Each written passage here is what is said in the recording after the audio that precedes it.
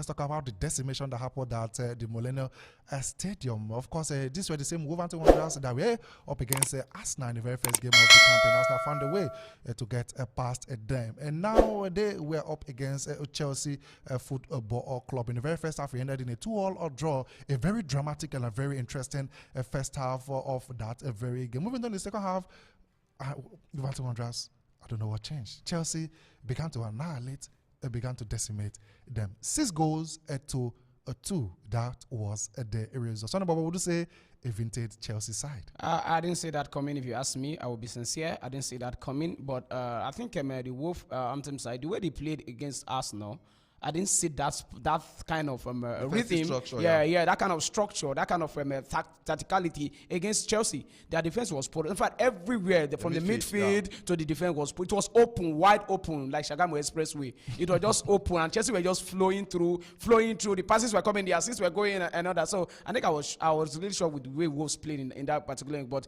Chelsea trying to prove something. Yeah, really trying to prove something. They were able to get as many goals as. But I just hope they didn't score all their goals for the month. Yeah, I just hope they didn't do that. Before we talk about the Chelsea attack, let's look at the defense. In the first half, they considered 2 goals. Chelsea scores, Matheus Cunha equalized. Of course, Chelsea, Nicholas Jackson opened the scoring. Of course, Chelsea scored again, courtesy of the chip coming from Cole Palmer. And of course, Jefferson Lemma.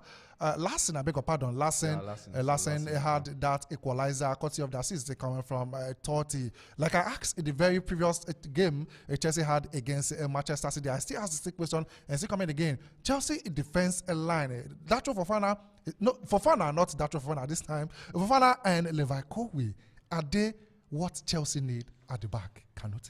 First of all, before I answer that, I want to give kudos to Chelsea. I think we have to talk about their performance. In terms of before we talk about the attack, let's talk about the defense. Yeah, I think going to the season, even before the match against Man City, I wouldn't want to judge about that match and the match against Wolves. One problem I think Chelsea will have this season in terms of is defensively.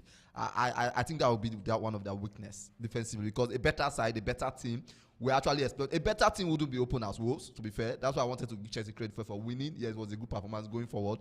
But a better side in terms of exploit, just what Man City did to then try to go Haaland scored against them. A better side will exploit that defense, because I see that defense is a bit shaky to me. I think that defense will be their undoing for Chelsea this season. In terms of going forward, good. They are good to go. In terms of some teams they play, or most teams, they will definitely attack. Even against Man City, they showed glimpses of how they will, but in terms of defensively, it's a better side will exploit their defensive. I don't think they are solid defensively. Let's look at the very first game against Manchester City. The midfield comprises of Enzo Fernandez playing up front, Moises Caicedo and Romelu Lavia at the heart of the midfield. Now it changed, and of course Chelsea are pouring in goals. You think this is the right midfield selection? Cole Palmer playing as the number 10, Enzo Fernandez dropping in, of course, going into that number 10 position. He hasn't been the number 10, that sort of number 10 player that Chelsea actually wanted. Now he's dropped down, playing alongside Moises Caicedo at the heart of the midfield, having Cole Palmer to drop into that number 10 position. I think this was a better midfield compared to the one that went against Manchester City. First of all, I think circumstances and the kind of team you play, first of all, I think playing against Man City, definitely you have to choke the midfield. You have to, because this Wolves, I think Wolves play a certain way. Wolves play 4-4-2. They play very responsive football. They don't try to play three that want to defend. That's what Wolves does, and that was the advantage to Chelsea, because Wolves they open up in midfield in terms of that aspect. But for I think Lavia, he got injured. Yes, assuming he wasn't injured, I would have started. It would have been the same three midfield. We are yet to know. So, but I think the midfield, the players he used, because since Lavia got injured, he has to use Koma and bring in Madueke from the left side, which it was very effective. So I think in that game, this system probably it worked very well in that game in terms of midfield, because you are not facing a team that has quality in terms of the midfield. You are facing a team that probably quality is not up there. So I think that's the difference between that game with the game against Man City. And of course, Noni Madueke, the man that has been rumored to leave Stamford Bridge, Chelsea, he was very much open. I don't know if they've changed their mind to leaving Stamford Bridge. Noni Madueke, he's the man, of course, that got a hat-trick in that very game. So, you think Chelsea should still let Noni Madueke leave the club? Like Few days to end the transfer you know, window. when they were trying to sell him, we talked about it, and I was like, no, you shouldn't let this guy go. This guy has potentials. He has a lot to offer at Chelsea, and he justified that in that game, scoring a hat trick in that particular game. One wouldn't expect him to do that. Hat trick of assists coming from Kopama also. Kopama as well. Yes, good kudos to those lads. They really did well. I think he should just from now on, he should be allowing Palmer to be in that free role, that midfield role, that number 10 role that Moses said the Fernandes played against Manchester City. I think Palmer should be playing there, given the assists. But it depends on the team you are playing. Exactly. Yeah, the team that played that will allow those assists to go in. Defenders that will allow those assists to get to your player in the box or outside the box for him to be able to take the shot. That's where it depends on. Let's see when they play more teams that are very competitive, teams that have defenders that are choke, that can really choke you up.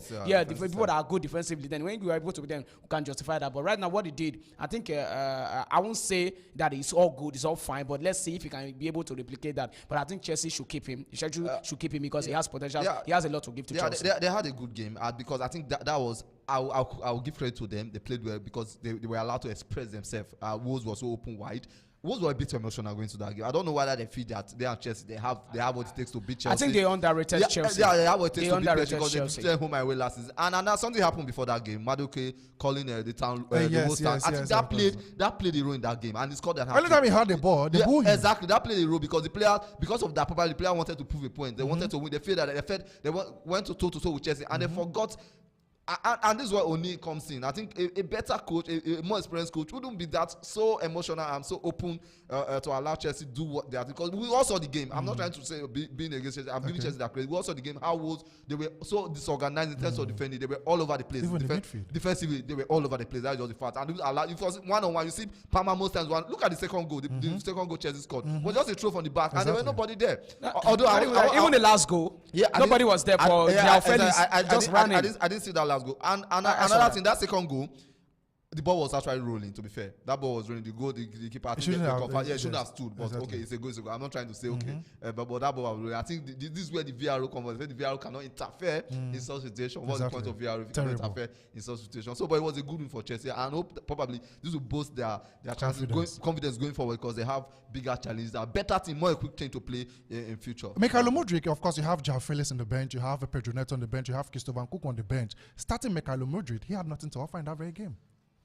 Sonny. Okay. Okay. He offered nothing. I didn't see the lineup, but he started Mikhailo Mudryk. Exactly, and when he have other options that can really do better, Joao Felix on the bench, Pedro Neto, Christopher Nkunku. I think let's take Joao Felix. Was he trying to build his confidence? Yeah, exactly. He's trying to do that because I see that he have Mikhailo Mudryk as one of the plan for him. As he has plan for that for the young lad. But as for let's take Joao Felix out of it because he's just coming into the club. He can't just come in and start. Pedro Neto, Christopher Christopher Nkunku. But I think he should have started. But I think he's just trying to instill confidence in the young lad. Let him see what he can do, because he's been struggling with that for the past seasons that happened. He's been struggling to get his confidence back and all that. So he's trying to do that. And if you see this lad play, you know that he has the potential. But he just needs somebody that can instill that confidence in him. That can really tell him you can do it no matter what challenge that. So I think that was the reason why he started and leaving the others that were maybe ahead of him on the bench. And he has to remove the second half. I think he removed the and that was the right call. Yeah, exactly. That was the right call. Because another thing probably what he's seen in the training pitch. Yeah, probably is different from what he happens to some players on the training pitch.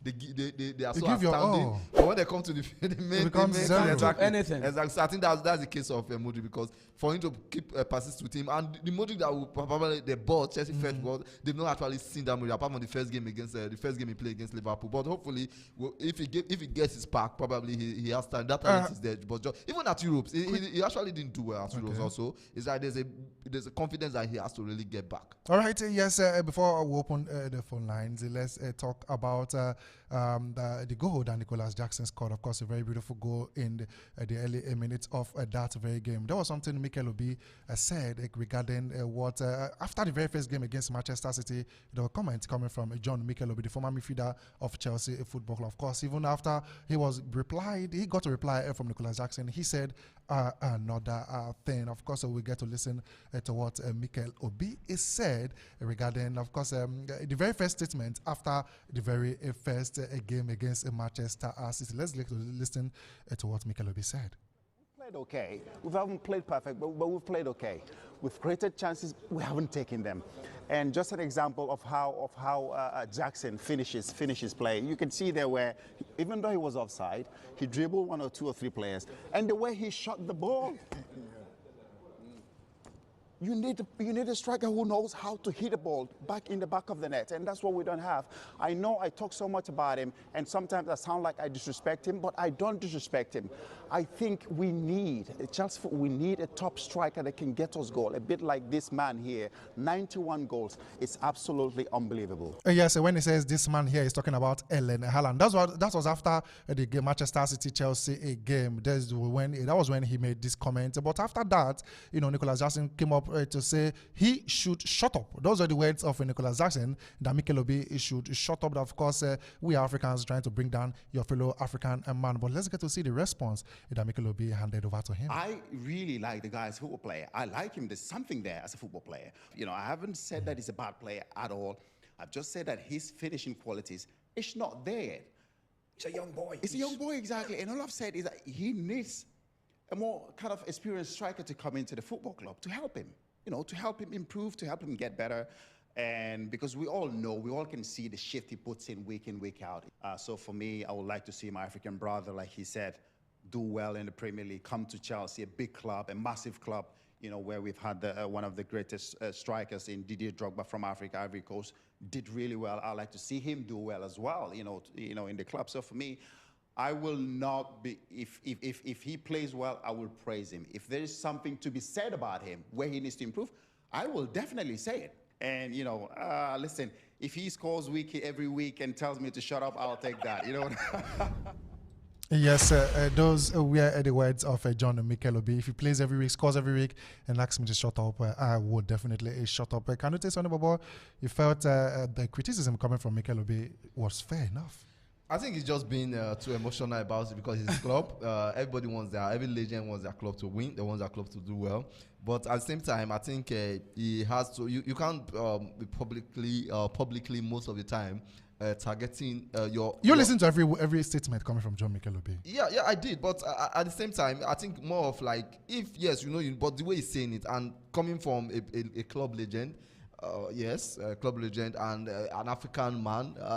The criticism to me, I think, is over the top. It should maybe offer more of a constructive kind of. He said he needs somebody better that can come in, and Nicolas Jackson would learn from this. But the coach is there. I think the coach knows better. The coach is what's his name, Maresca knows better. So if Maresca feels for now, if they've not gotten no one for now, that feels that what's his name, Jackson is the player that for him when moving on the season, then it means that he has confidence in him. All he needs to do, but I just see, to me, I think Mikel is all over the top, and I like the response from Jackson. Yes, I think as a club, and an African man too, you see these British people, they don't criticize their players openly. They don't do that. Even when their players are playing back, they find a way to divert the blame to something else. Probably they don't criticize. So I think Mikel should show more support to the player and his club rather than this open criticism. Something about what he said concerning Nicolas Jackson, were they wrong? For me, not totally wrong, because he's not putting the ball at the back of the net. We all came here, we criticized Jackson for not doing what he's supposed to do as a striker. But I think with what he has said in the past, I think people are like me, I'm judging him with that. For me, I think he's a hypocrite because you can feel the accent, the way he's speaking and all that. The likes of Kanu Wankwo, they stayed there, they don't have this accent when they speak. And the way he was speaking. Aside. No, I'm trying to, yes, he's a hypocrite. So he doesn't have any right to come out and criticize somebody. When you were a player, you saw the flop from you yourself as a player. How many goals did he score as a player, as a midfielder? How many years did it take him to score a goal for Chelsea? So if you see somebody who is doing it, he's young, just like he said he's a young player. Okay, you have to encourage him. If you are, there's a difference between vituperation and criticism. When you criticize, let it be constructive. Okay. That the person will hear about it and the person will be like, not trying to vituperate the person, saying harsh words that will really bring that the person emotionally down to do the thing. But for me, I think there are people who really want to criticize, but it shouldn't be coming from Mikel. All right, those are the words of John Mikel Obi regarding Nicolas